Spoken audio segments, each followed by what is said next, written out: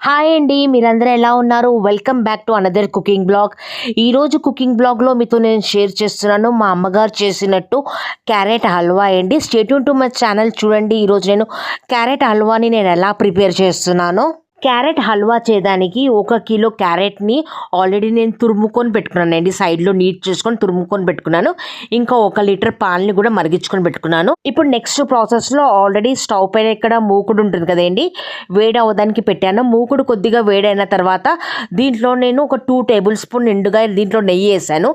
నెయ్యి కొద్దిగా వేడైన తర్వాత ఇప్పుడు నేను దీంట్లో క్యారెట్ ఉంటుంది కదా! క్యారెట్‌ని ఆల్రెడీ నేను తురుముకొని పెట్టుకున్నాను కదండీ! క్యారెట్ తురుముని నెయ్యిలో ఏసి కొద్దిగా మంచిగా ఇప్పుడు మనం కలుపుకుందాం. దీన్ని కొద్దిసేపు ఒక 2-3 మినిట్స్ వరకు మంచిగా దీన్ని ఫ్రై చేసుకుందామండి ఇక్కడ. ఇప్పుడు నెయ్యిలో ఈ క్యారెట్ తురుముని ఒక 3 మినిట్స్ వరకు మంచిగా కలుపుతూ మెల్లిమెల్లిగా ఫ్లిప్ చేస్తూ మనం మంచిగా కలుపుకుందామండి. ఇక్కడ స్టవ్ ఫ్లేమ్ కూడా లోనే ఉంది. మనకు లోనే పెట్టుకొని కొద్ది మంచిగా దీన్ని ఫ్లిప్ చేస్తూ మంచిగా మనం కలుపుకుందాం దీన్ని. ఇప్పుడు ఇక్కడ 3 మినిట్స్ టైం అయిపోయిందండి. నెయ్యిలో మంచిగా క్యారెట్‌ని మంచిగా ఫ్రై చేసుకున్నాను. 3 మినిట్స్ తర్వాత ఇప్పుడు నేను దీంట్లో పాలేస్తున్నాను. మెజర్మెంట్ ఏంటంటే అండి, 1 కేజీ క్యారెట్ తురుము ఉంది కాబట్టి నేను 1 లీటర్ పాలు తీసుకున్నానండి. మీరేంటంటే ఒకవేళ మీ దగ్గర అర కేజీ క్యారెట్ ఉంటే అర లీటర్ పాలతో ఈ హల్వాని మీరు చేయొచ్చు. ఇప్పుడు ఈ క్యారెట్ తురుములో నేను మొత్తం పాలేయలేదండి. కొద్దిగా చేస్తూ మనకెయ్యాలి. ముందుగా ఏంటంటే కొద్దిగా పాలేసి దీన్ని మంచిగా ఒక 3 మినిట్స్ వరకు ఫ్లిప్ చేస్తూ మనం కలుపుకుందాం. ఇంకా స్టవ్ ఫ్లేమ్ కూడా ఇక్కడ లోనే ఉందండి.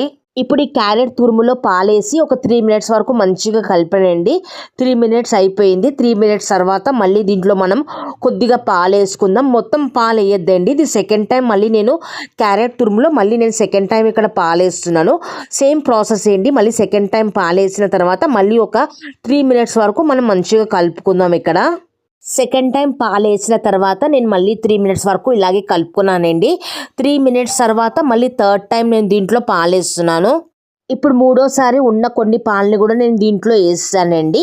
1 లీటర్ పాలు మొత్తం నేను ఈ 1 కిలో తురుములో నేను వేసాను. క్యారెట్ తురుములో వేసి దీన్ని మంచిగా మనం కలుపుకుందాము. కొద్దిగా టైం పడుతుందండి.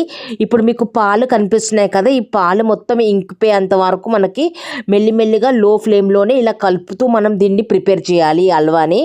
ఇప్పుడు ఈ 1 లీటర్ పాలు ఉంది కదండి, మంచిగా క్యారెట్ తురుములో మంచిగా ఇంకిపోయేంత వరకు మనం కలపాలి. పాలు వేసాం కాబట్టి అడుగంటే ఛాన్సెస్ కూడా ఉంటాయి కాబట్టి మెల్లిమెల్లిగా మనం కలుపుతూ ఈ పాలు మొత్తం కొద్ది దగ్గరికి అయిపోయేంత వరకు మనం ఇలాగే కలుపుకుందామండి. క్యారెట్ హల్వా ప్రాసెస్ అయితే కొద్దిగా టైమింగ్ అయితే తీసుకుంటుందండి.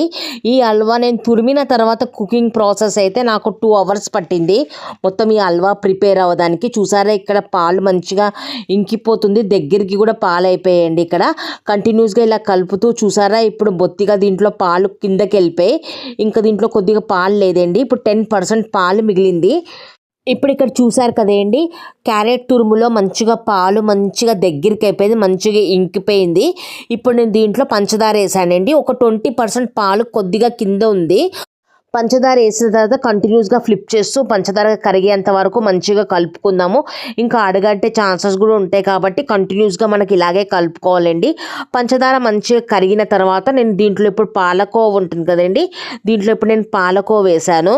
పాలకోవ వేసిన తర్వాత దీన్ని మంచిగా మనం కలుపుకుందామండి. ఇప్పుడు మీకు పైన కొద్దిగా పాలులాగా కనిపిస్తున్నాయి కదా, ఇవన్నీ కొద్దిగా దగ్గరికి అయిపోయేంత వరకు మనం మళ్ళీ కలుపుకుందాం. చూసారు ఇక్కడ కంటిన్యూస్గా నేను దగ్గరికి అయ్యేంత వరకు మళ్ళీ దీన్ని కలుపుకుంటున్నాను. అడుగంటే ఛాన్సెస్ ఉంటాయి కాబట్టి జాగ్రత్తగా మనం కలుపుకోవాలండి.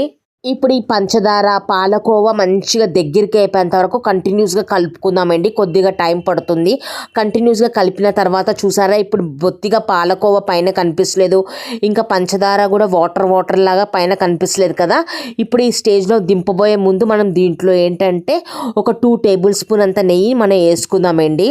నేను మీకు మూకుడు కింద కూడా జరిపి నేను చూపెట్టాను కదండి, బొత్తిగా కింద చూసారా పంచదార నీళ్ళలాగా ఏం లేదండి. కంటిన్యూస్గా మంచిగా కలుపుతూ మొత్తం ఈ పంచదార మొత్తం ఇంకిపోయేంత వరకు మనం మంచిగా కలుపుతూ ఇలాగే ప్రిపేర్ చేయాలి. కొద్దిగా టైం పడుతుంది కానీ చాలా హెల్తీగా చాలా డెలిషియస్గా ఈ స్వీట్ రెడీ అయిపోతుందండి. ఇప్పుడు దీంట్లో నెయ్యి వేసిన తర్వాత కంటిన్యూస్గా మంచిగా నేను కలిపానండి. కలిపిన తర్వాత ఇప్పుడు నేను ఆల్రెడీ దీంట్లో ఏంటంటే మన జీడిపప్పు ఉంటుంది కదా, కట్ చేసుకొని పెట్టుకున్నానండి. ఇప్పుడు పైనుంచి కొద్దిగా నేను దీంట్లో జీడిపప్పు వేసి జీడిపప్పును కూడా మంచిగా కలుపుకుందాం. ఇదే చాలా హెల్తీగా ఈ winter special carrot halwa ready అయిపోయిందండి. ఈ హల్వాని నార్త్ ఇండియాలో అయితే గాజర్ అని కూడా పిలుస్తారండి, గాజర్ కా హల్వా అని. మీరు కూడా డెఫినెట్లీ ఒకసారి వింటర్లో ట్రై చేయండి. సపరేట్ బౌల్లో నేను తీసి మీకు చూపెడుతున్నాను, చూసారా. ఇదే రండి వింటర్ స్పెషల్ క్యారెట్ హల్వా ఉంటుంది కదా, మా అమ్మగారు చేసినట్టు నేను ప్రిపేర్ చేశాను. ఒకవేళ మీకు ఈ రెసిపీ మంచిగా అనిపిస్తే ఫర్దర్గా మీ ఫ్యామిలీ మీ ఫ్రెండ్స్కి షేర్ చేయండి. Please do like, share and subscribe to my YouTube channel అండి.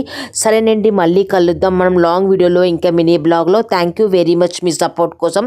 థ్యాంక్ యూ వన్స్ సెకండ్ అండి.